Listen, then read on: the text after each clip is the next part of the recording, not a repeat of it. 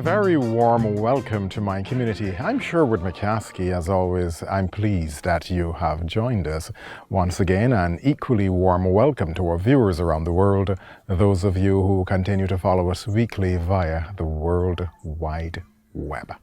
Now, Mrs. Norma Odle is back with us again for her final installment of that 96th birthday gift to the people of Barbados. She begins by speaking of her father's contribution to education and his sacrificial efforts to ensure that his students did well. A lot of those boys who went to school with my dad, there was a gentleman called Carlisle Burton who became head of the civil service. He was one, I didn't go there in his day because he was older than I was, but I know this for sure. They had exhibitions to Harson's College and Convent and so forth. And my dad would hold back boys who were pretty bright and give them private lessons, all on his own. None of the money was in that. He gave them lessons on their own to promote them so they would get an exhibition. And Carlisle Burton was one of the first who got an exhibition to Harson's College. You see, he wanted the schoolmasters would compete to bring their schools to a certain level. You know, Wilkie Cumberbatch was one up there. Mr. Cumberbatch was Daddy's good friend. He was at St. Giles. And they would compete with the children to see if they can promote the children to get these exhibitions. But Carlisle Burton was one of the first that got from Harson's College. And he did very well and became top civil servant in this country. The children went to school there too, where the Williamses, all the Williams brothers. There were about 5 of them. You know, they became Chief Justice. Denise, he was, and James was head. Denise was Chief Justice. James was head of the hospital. So what I'm trying to point out to you, all those guys got their early education at St. Mary's. They used to call it St. Mary's College. All of them got their early childhood education there. The Guilers, their father carried on Bones Barham Company. They were the Guilers. Those boys went to school there too. The Fords, Clifford and Courtney Ford, who had drugstores. All of my brothers went to school there. But we were the only 2 girls in our school, and we were highly respected as little girls, you know. Dr. Frank Ramsey, he was in my sister's farm. And in my class, next to me in my class was Alvin Barnett, who became the headmaster of community college. Alvin was a nice young man, and he used to sit next to him on the front seat. And I didn't feel like doing any work. He was a very bright man, bright little fella. I didn't feel like doing no lessons. He would let me peep in his book and get the answers. Yeah. Confession is indeed good for the soul. One of the major social events on the calendar here in Barbados was the annual exhibition. Norma Odle takes us back there. Oh boy, that was something else. You see, in those days, all year round you didn't go to these different things. But an annual exhibition was 2 days, and you had all your finery, boy, your new shoes, new socks, new dresses, everything, and new suits for the boys, and you went into the park to the exhibition. And everything was on show, some of everything. They used to have a lot of getting back to the housewives, a lot of those housewives used to do a lot of work in knitting and the baby's garments and so on. In those days when the baby was born, you had a little knitted bonnet, knitted booties, knitted little coats and so on, and they would make up little sets for babies, the coat, the booties and the thing. And they would send to the exhibition. People would different handcraft needlework and so on, and you get first, second and third prize. So they had from that right back down to the foodstuffs, the chickens, the goats, everything, you know, and sent to the exhibition. And the whole exhibition would be full. But the exhibition now, you go to the exhibition dressed off in your fineries, and I'll tell you, in those days, they had some poor Barbadians, poor people, very poor people, who could not afford shoes, you know. So the streets outside of Queen's Park would be lined with people looking, just to see people coming in with all these nice clothes and so on. And they'd be looking down the streets to see the people coming in. But when you got inside, they would pay a spitting at the gate. You had to pay, I think, was about 6 cents or something, because in those days there were shillings and there were shillings and 60-cent pieces, 2 and 6. 2 shillings and 6 months was a 60-cent piece. And I think you had to pay a shilling for the adults and 12 cents for children to get into Queen's Park. And when you got in there then, you met all your friends and everybody in the finery and so on, and you went from stall to stall to stall to see different things and who had won, you'd write names, who had won prizes. And English apples, you only saw them at Christmas. You'd buy an English apple for a penny. That was a luxury in those days, you know, because people would have their trays on the sideline of the park, and you'd buy an English apple or a little bag of nuts for a penny, all kind of stuff. But you look forward to the exhibition. What time was the exhibition? What time of the year? Christmas. It was at Christmas time. So Christmas that's time of why the you would year. see these apples and Yes, things that you would see Christmas time. normally. So all through the year, you're looking forward to the exhibition and you're providing something that you will get those clothes to get to the exhibition, you know? I also heard about Civic Day that was held in Queen's Park. Civic. Well, Civic was a civic society done by a man called Mr. Arnold Allen's father. Arnold Allen's father. But he opened the Civic. But before the Civic, they had some places called friendly societies. That's what they call them, friendly societies. My dad used to be in charge of two of those. Had one on Robert Street, and they had another one somewhere, Wellington Street. Those two. But you had, it was a legal thing because you had to keep books, and your books had to go to the audit office every year. So people of little means would come and put in, and you had little cards with your name on it, and your card was recorded in those books. And they had long lines when you came and you paid. They paid in, you go to Saturday nights or Monday nights. You go and pay your money, and then Daddy would record them in these books on the particular date, the date for the different line. Well, I can tell you so much is because when he brought back home these books sometimes, must be about 18 inches by 18 inches. There wasn't adding machines in those days. You had to add those long lines, and Daddy make it add those long lines and put down them up, you know. When they go to be audited every year, they'll be correct, they'll be all right, you know what I mean? But they had these lodges, and people would go and put in their little shillings and so on. And then at the end of the year, anybody died, they got a little stipend from the lodge to help bury the people. And then when at Christmas time, you know, get a little bonus, you know, according to how you paid it, you get a little bonus to suit. And I always got at Christmas time. And very often it was those little bonuses that people took and went and bought the clothes for the exhibition, that kind of stuff. Well, there was a point in time in Barbados when many flocked to the cinema to be entertained. When I first got married, I lived in Bank Hall. And my older brother Keith, Brenda's father, he lived in Bank Hall too. So the two couples, we would walk over to the Roxy in Eagle Hall. And we would go down to the one in Barbary Hill. I think that one in Barbary Hill, that is where Dr. St. John used to live, and they knock it down and put a plaza there, a theatre there, yeah. But as children, I was brought up in a very strict household, but very loving, extremely loving household. You had to obey and do what you had to, you know. And we were not allowed really to go. When we were young, teenagers maybe. I remember my mother would always carry us to the Empire Theatre on Good Friday to see the crucifixion, you know, and it was not talking, motion pictures. In those days it was motion pictures, they weren't talking. And my mother would cry and sob when she saw Jesus on the cross, you know.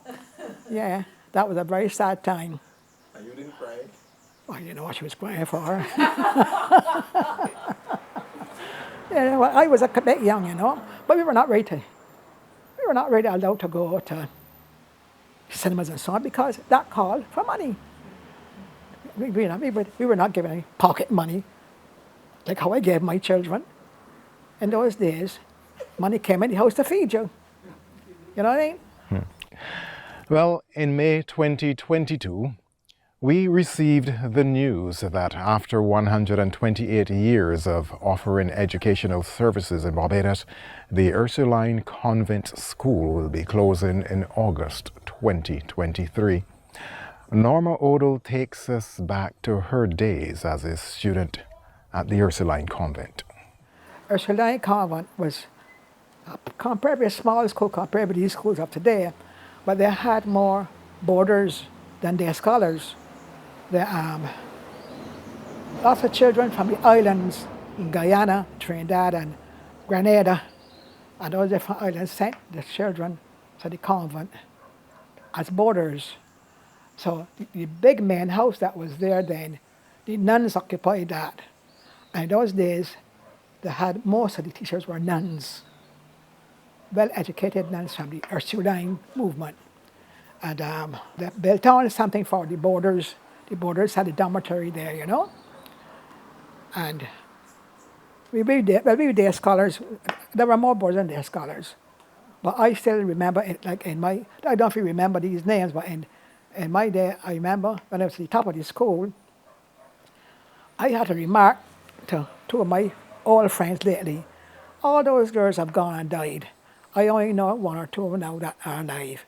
But we had people like Selby, the same Selby who had the boat, the schooners. His daughter, Gloria, she's one of the top girls in school when I went to school there, Gloria Selby. And they had the McCormie's, Val McCormie sisters.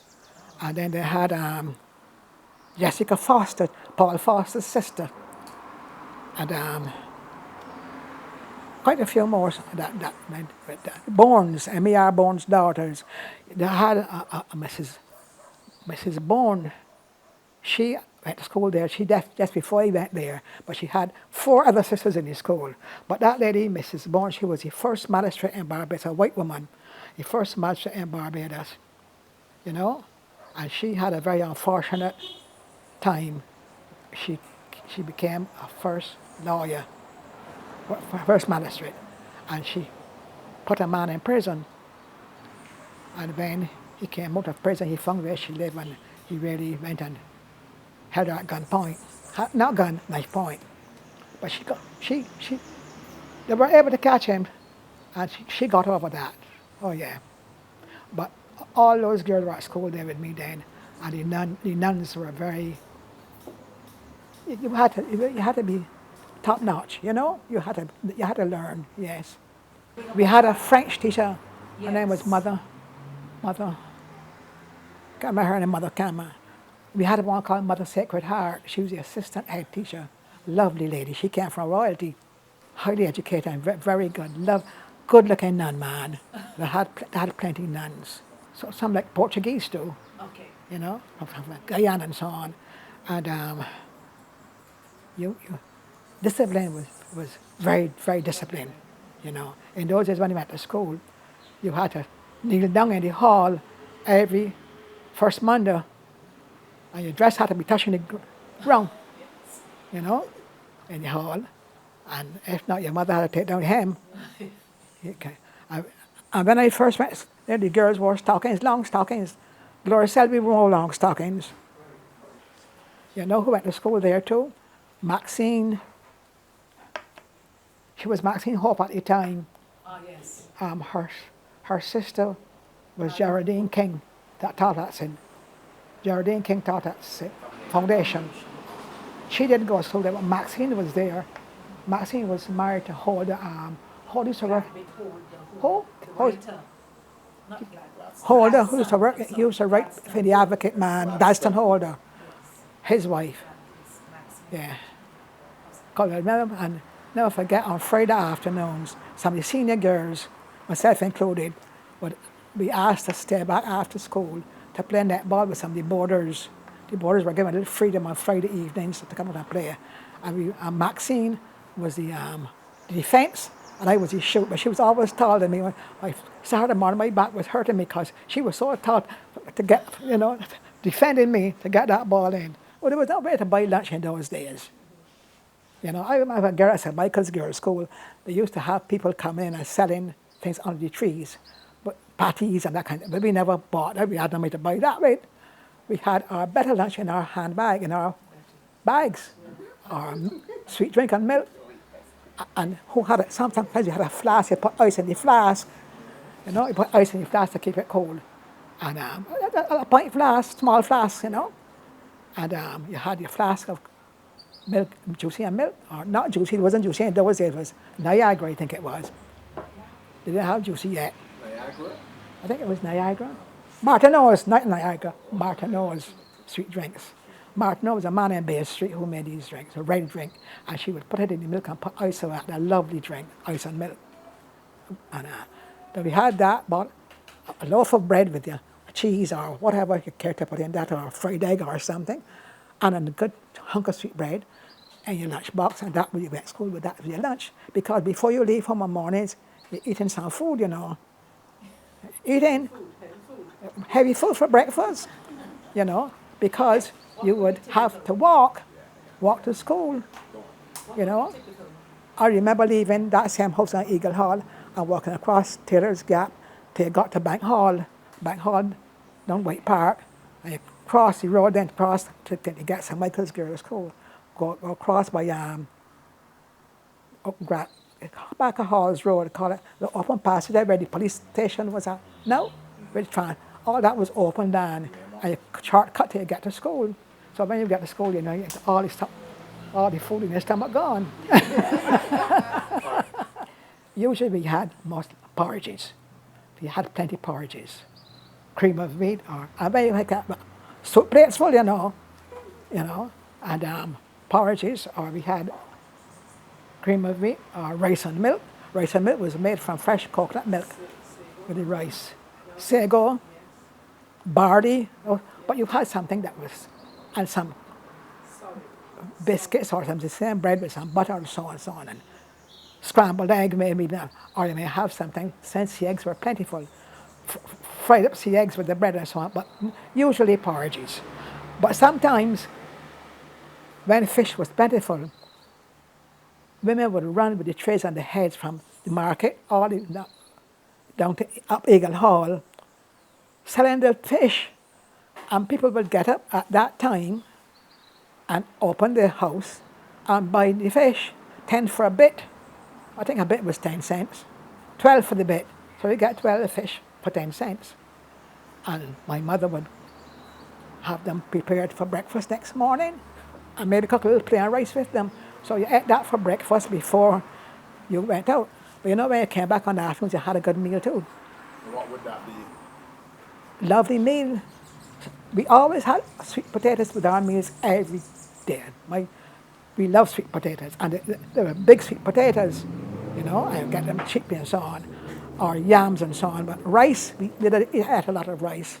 On Saturdays was baking day, because every Saturday my mother baked big pans were whole about 8 long loaves of sweet bread. And we had to grate the coconut. On Saturday mornings, we had to grate the coconut for my mother and grind the spice. She had a little spice grinder, grind the whole spice. She grind black pepper too and all that kind of thing, and put in bottles. And mother would make 2 big pans of coconut bread, long pans, was at least a foot long.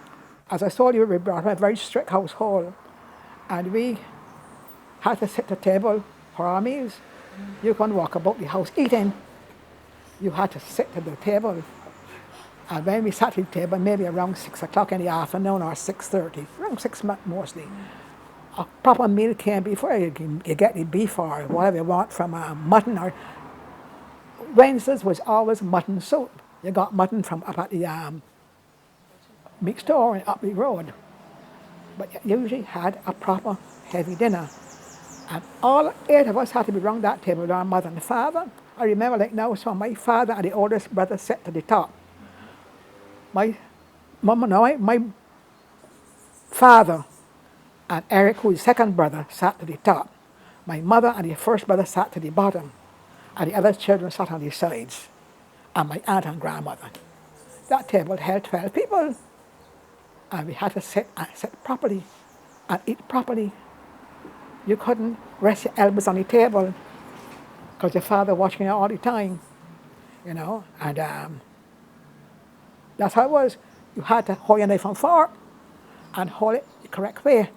Your fingers could not go below the fork. The knife handles were made of kind of a white thing called, not marble, the white bone.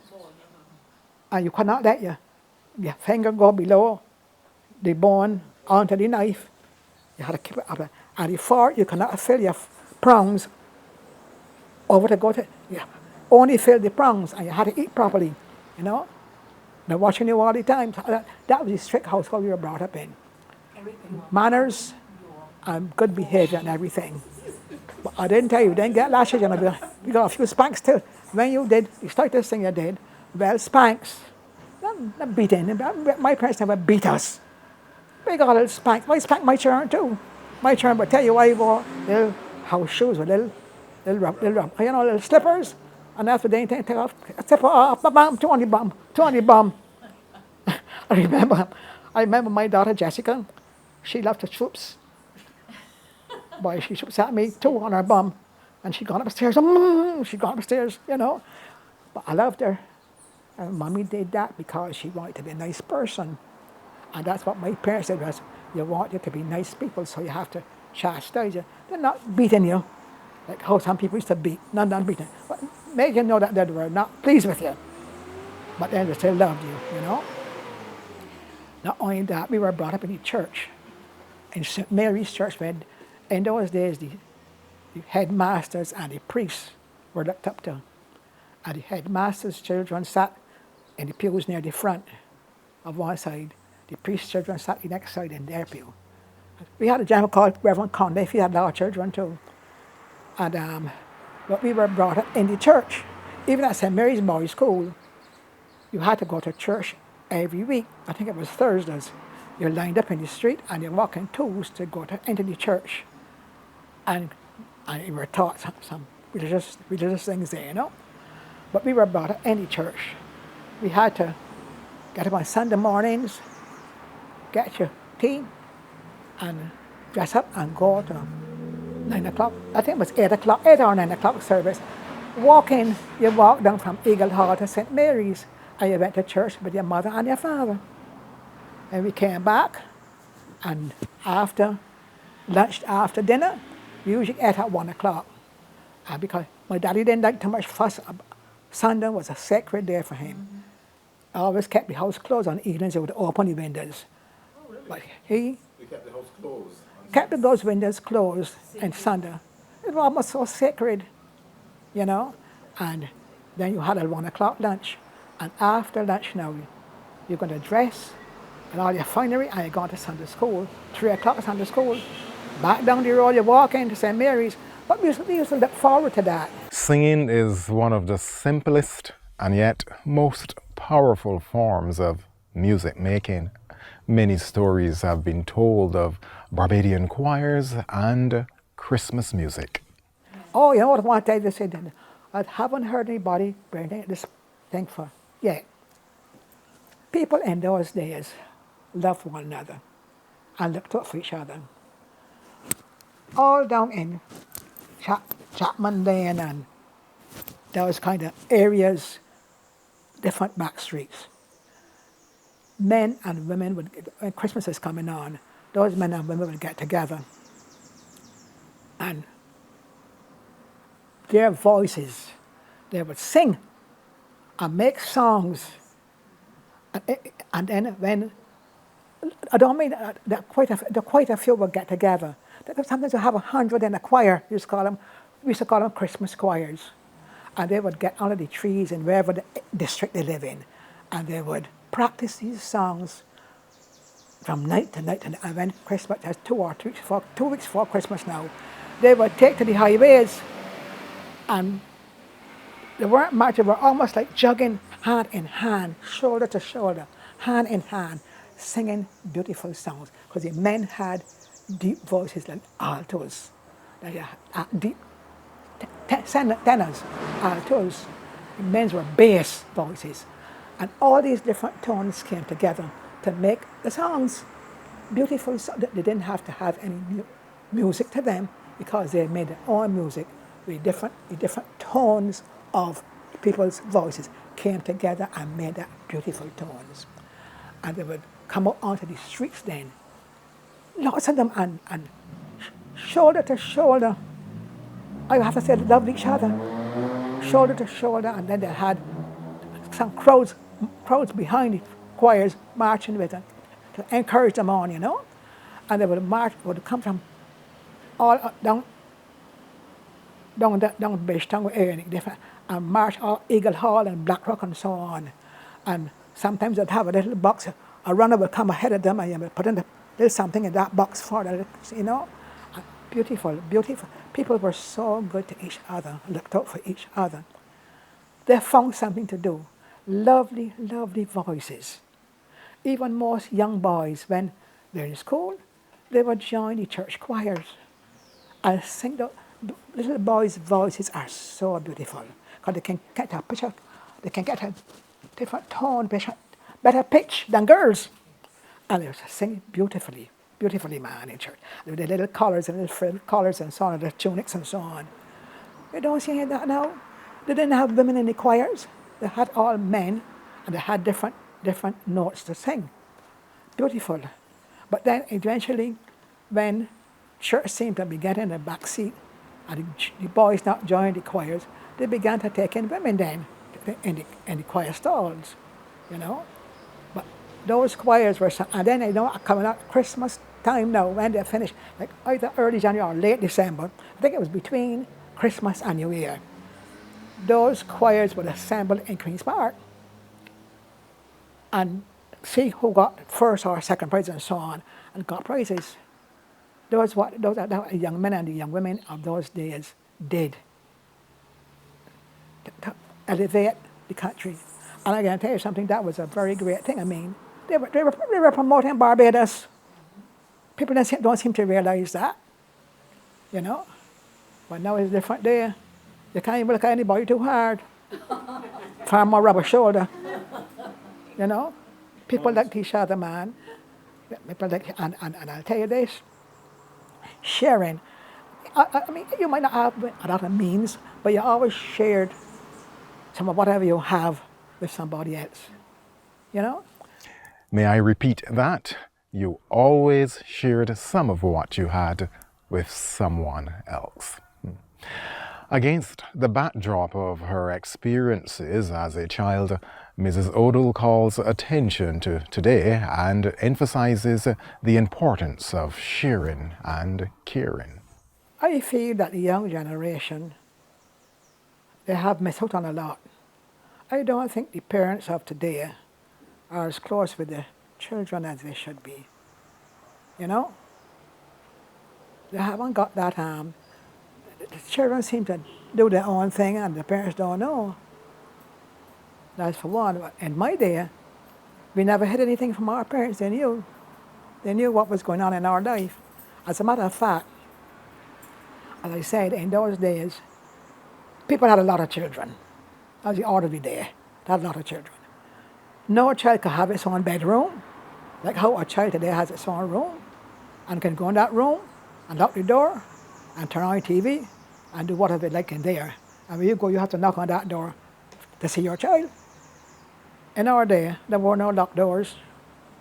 Your parents and your children, they all lived openly together. And in a bedroom, you had a couple of beds. One child didn't have a bedroom for himself. You had a couple of beds to accommodate the children, or had bunks. One boy upstairs and one in the bunks. And our parents always told us, look out for each other. When you gotta look out for each other. I don't think children today look out for each other, for one.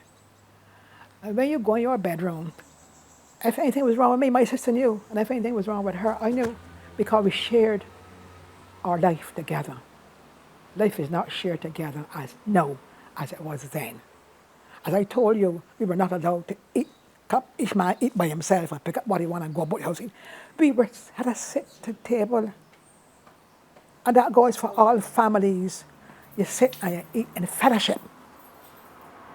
It doesn't matter what strata of society you come from down to your to up, you can sit together and share your food together and eat together. And I think today's world is missing that. The sharing and the caring and the loving. You know? I mean, although we sat at the table, if my brother next to me wanted a piece more fish, and I would give him a piece of mine. You shared. Even clothes we shared. Because when my older brothers grew out of clothes, they were still in good condition. And my mother would put them down until younger brothers got to that size, and they'll wear them, put them down nice and good. But that love. I don't tell the parents don't love the children, they love the children. But maybe let other things take priorities to some things. And the top of the book is love. You love those children. You want them to excel in every department, not only in education, in every department, in manners. People are not even, the child come home and speak however we're not allowed to speak broken English in our household. You have to speak properly. Correct your children. No correction. Well, in this day and age, they said you can't lash your children. I don't agree with that. I am not going to spank my grandchildren because they're the grandchildren, not my children. But my children, if they do a little wrong, I can give them a spank. Not that I don't love them. You have to correct. That was the order of the day, how to correct children. You're not beating them. Let's give them a little correction, you know? But in today's world, I do not think that families are as close as they should be in the household. But if you can't be close in the household, you can't be close outside either. Now, the wisdom of a 96-year-old Barbadian lady.